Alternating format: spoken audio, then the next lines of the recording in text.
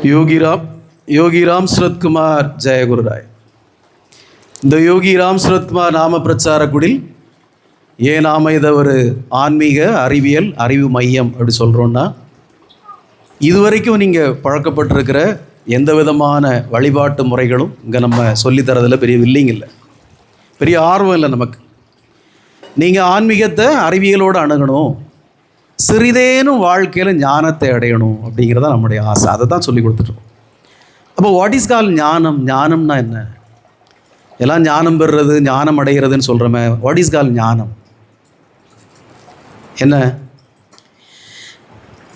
எல்லாத்தையும் அறிஞ்சிக்கிட்டு அமைதியாக இருக்கிறது, எல்லாத்தையும் அறிஞ்சிக்கிட்டு அமைதியாக இருக்கிறது, எல்லாத்தையும் கேட்டுக்கிட்டு கேட்காமலே இருக்கிறது, எல்லாத்தையும் படிச்சுக்கிட்டு பேசாமல் இருக்கிறது.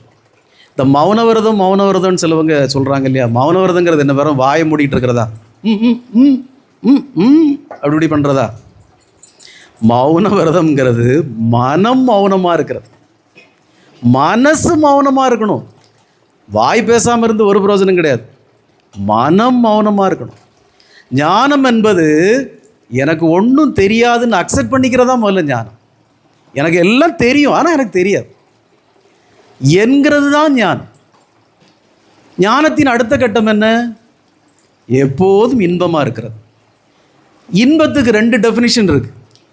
இன்பத்தில் நான் இன்பமாக இருக்கணுங்கிறதுக்காக பிறர் துன்பப்படக்கூடாது.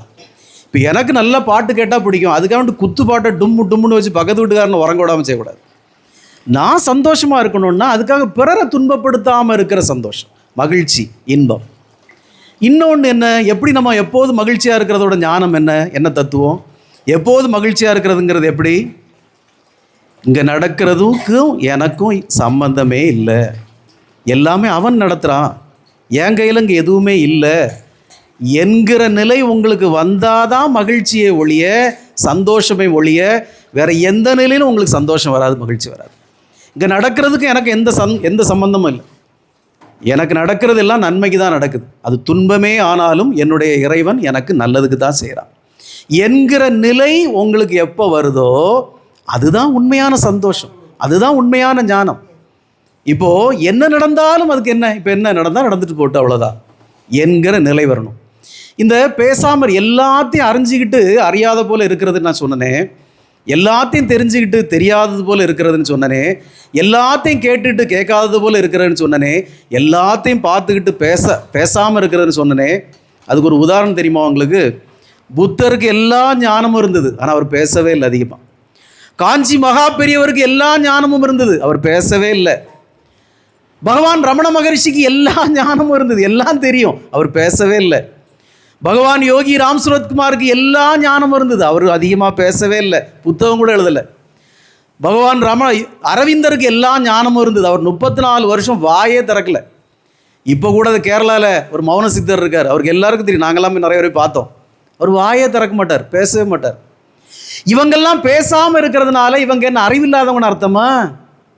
இதுதான் ஞானத்தின் உச்சகட்டம். இவங்கெல்லாம் பேசாமல் இருந்ததால் இந்த உலகமே அவங்கள பற்றி பேசுச்சு. புத்தரும் ரமண மகரிஷியும் அரவிந்தரும் ராமகிருஷ்ண பரமஹம்சரும் பகவான் யோகி ராம் சுரத்குமாரும் அதிகம் பேசாததுனால, பேச்சை குறைச்சதுனால, அமைதியாக இருந்ததுனால உலகமே அவங்கள பற்றி பேசிக்கிட்டே இருந்தது, இன்றைக்கும் பேசிகிட்டு இருக்குது. அப்போ ஞானம்னா என்ன? ஞானம்னா என்ன? பேசாமல் இருக்கு, கீப் குவைட், பேசாமல் இருக்கு. அப்போ நீங்கள் ஏன் பேசிகிட்டே இருக்கீங்க? ஆவுன்னா மைக்க பிடிச்சி பேசிகிட்டே இருக்கீங்க. எனக்கு இன்னும் ஞானம் வரலன்னு தான் நான் சொல்கிறேனே. ஞானம் வந்தால் உங்கள் முன்னாடியெல்லாம் உட்காந்துருப்பேனா? எனக்கு தான் ஞானம் வரலன்னு சொல்கிறேனே. அப்போ ஞானம் என்பது அமைதியாக இருப்பது.